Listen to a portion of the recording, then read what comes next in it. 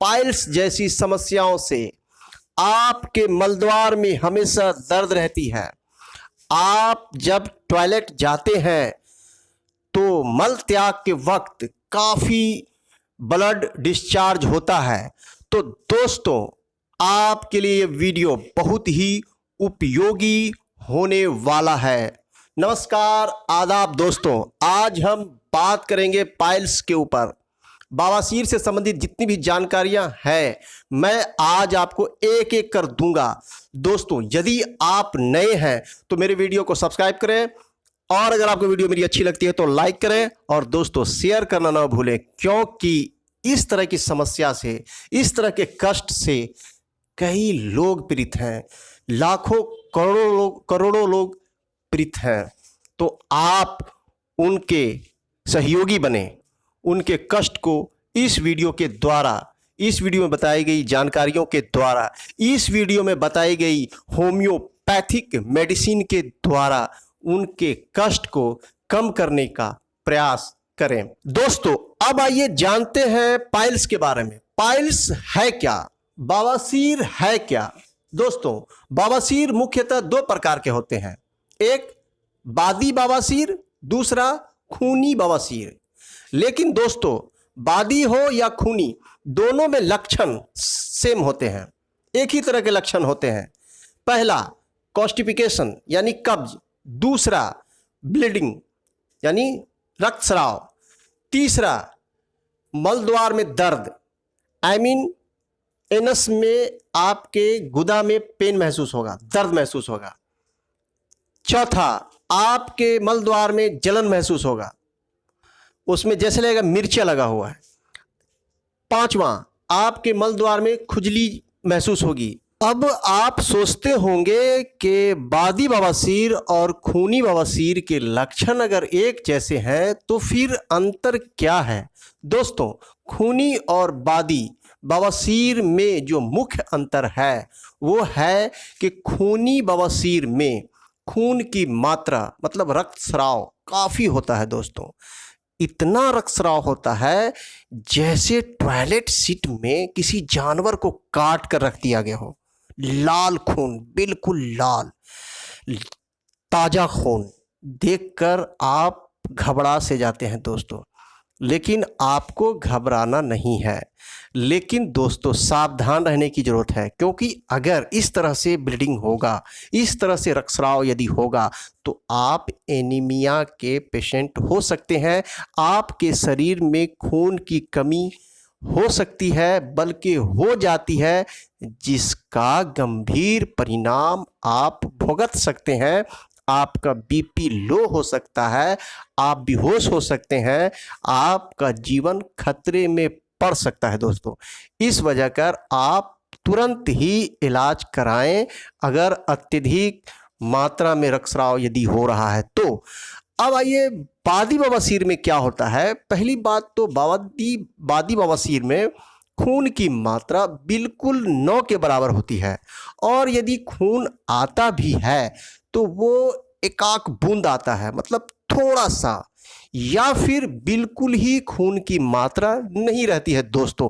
लेकिन कष्ट यानी मलद्वार में दर्द, पीड़ा बहुत ज़्यादा रहती है खूनी बवासीर के रोगी के बनिस्बत बादी बवासीर वाले कष्ट ज़्यादा झेलते हैं। दोस्तों, बवासीर का जो पहला कारण है वो है कब्ज, मतलब आप कॉन्स्टिपेशन की शिकायत आपके अंदर पाई जाती है, कब्ज की शिकायत पाई जाती है। मल त्याग के वक्त आप जोर लगाते हैं, मतलब मल त्याग के वक्त मल को बाहर निकालने के लिए आप जोर लगाते हैं। इस वजह कर बवासीर होने के चांसेस ज़्यादा होते हैं। बवासीर का होना लगभग तय है दोस्तों। इसलिए मल त्याग के वक्त आप जोर न लगाएं, मल द्वार पर धक्का न लगाएं दोस्तों। दूसरा कारण मोटापा, तीसरा कारण हेरिडिटी यानी जेनेटिक, अनुवंशिकता, यानी दादाजी को यदि आपके बवासीर था तो आपके पिताजी को होगा, अगर आपके पिताजी को बवासीर था तो आप में वो बवासीर आएगा। पीढ़ी दर पीढ़ी वंशज को ये बीमारी तंग करेगी दोस्तों। और पांचवा कारण मसालेदार गरिष्ठ भोजन, मतलब आप काफ़ी मसालेदार भोजन, मीट मच्छी काफ़ी यदि लेते हैं तो ये भी एक कारण है दोस्तों बवासीर होने का। और अगर आप शराब काफ़ी पीते हैं, ड्रिंक काफ़ी लेते हैं, तो दोस्तों बवासीर होने के ये भी एक कारण है दोस्तों। अब आइए इसका जो मुख्य कारण है वो है कब्ज। कब्ज क्यों होता है? आप फाइबर युक्त भोजन कम लेते हैं, आप ठोस आहार ज़्यादा लेते हैं, आप वो आहार यूज ज़्यादा नहीं करते जिनमें पानी की मात्रा ज़्यादा होती है, जैसे मौसमी फल। मौसमी फल में पानी की मात्रा बहुत ज़्यादा होती है दोस्तों, इसलिए मौसमी फल खाएं तो आपको कब्ज की शिकायत नहीं होगी। फाइबर युक्त भोजन करें, आपको कब्ज की शिकायत नहीं होगी। जब कब्ज की शिकायत नहीं होगी तो बवासीर आपसे दूर भागेगा दोस्तों। अब आइए मैं आपको एक एक कर होम्योपैथिक दवा की जानकारी देता हूं दोस्तों।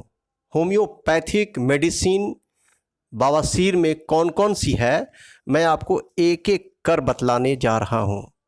अगर खूनी बवासीर के पेशेंट हैं तो सर्वप्रथम कॉलिनसोनिया 30 नंबर की दवा आप लेंगे। अगर लिक्विड फॉर्म में लेते हैं तो 2 से 3 बूंद सुबह, दोपहर और शाम 2 महीने तक आप लगातार लें दोस्तों। और अगर रक्तस्राव ज़्यादा हो रहा है तो कॉलिनसोनिया के साथ ब्लूमियाओडो क्यू यानी मदर टिंचर आधे कप सादे पानी में 5 से 10 बूंद डालकर सुबह, दोपहर और शाम लें। और यदि बादी बवासीर के अगर पेशेंट हैं तो उन्हें एस्क्यूलस हिप 30 नंबर की दवा अगर लिक्विड फॉर्म में लेते हैं तो 2 से 3 बूंद सुबह, दोपहर और शाम, मतलब 3 बार लें। 2 महीने आपको दवा लेनी होगी दोस्तों। और यदि आपके मलद्वार में जलन महसूस हो रहा है या खुजली महसूस हो रहा है या फिर दर्द महसूस हो रहा है तो एस्क्यूलस हिप का जो मलहम आता है, ऑइंटमेंट आता है, या एस्क्यूलस हिप क्यू यानी मदर टिंचर रुई के फाहा में लेकर आप मलद्वार के पास, आप मलद्वार के ऊपर इस मदर टिंचर को यदि लगाते हैं, या एस्क्यूलस हिप ऑइंटमेंट यानी मलहम के रूप में भी बाज़ार में आता है, अगर आप मलद्वार में लगाते हैं, मलद्वार पर लगाते हैं तो आपको जलन और दर्द में राहत मिलेगी दोस्तों। और अगर बहुत ज़्यादा मिर्चे जैसी अगर जलन महसूस हो रही है तो प्लांटिगो क्यू मदर टिंचर में आता है, प्लांटिगो क्यू मदर टिंचर, इसको भी आप रुई के फाहा में लेकर आप मलद्वार के ऊपर लगाएंगे तो मिर्चे जैसी जलन में आपको राहत महसूस होगी दोस्तों।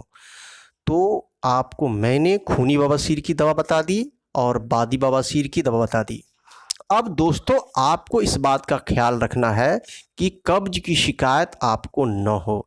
इसके लिए आप सुबह में अंकुरित चना लें, चना को पानी में फुलाकर भिगोकर रात भर रखें और सुबह उठकर अंकुरित चना खाएं दोस्तों। और पानी खूब पिएं, मौसमी फल खाएं जिनमें पानी की मात्रा ज़्यादा हो, जैसे तरबूज, खीरा, ककड़ी और संतरा, अंगूर, इन फलों में पानी की मात्रा ज़्यादा होती है दोस्तों। ठोस आहार से बचें, मसालेदार आहार से बचें, गरम मसाले से बचें, गरम मसालों का सेवन आप न करें। मीट मच्छी में गरम मसाला ज़्यादा पड़ता है, इसलिए मीट मच्छी से मतलब दूरी बनाएं। स्वाद के लिए कभी कभार लें दोस्तों। हरी सब्जी, दाल, चावल, सादे खाने पर ज़्यादा आप ध्यान दें। और सप्ताह में या महीने में मतलब एक पार्टी फंक्शन के हिसाब से आप मीट मच्छी यूज करें, एंजॉय करें। तो दोस्तों इस तरह से आपको बवासीर से छुटकारा मिल जाएगी। तो दोस्तों अगर आपको मेरी वीडियो अच्छी लगती है तो शेयर करना ना भूलें। नमस्कार, आदाब, गुड बाय दोस्तों।